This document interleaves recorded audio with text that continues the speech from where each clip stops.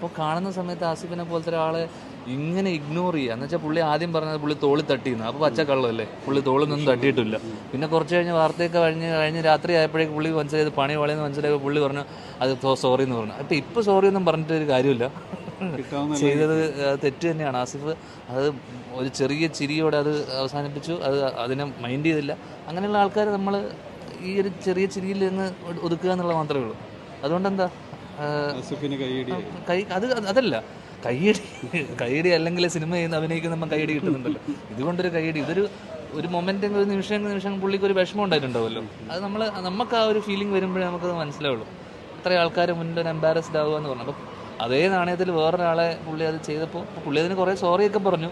പക്ഷെ അതെനിക്കൊരു സോറി ആയിട്ട് എനിക്ക് തോന്നി, അത് മനസ്സിൽ നിന്ന് പറഞ്ഞൊരു സോറി ആയിട്ട് തോന്നിയില്ല.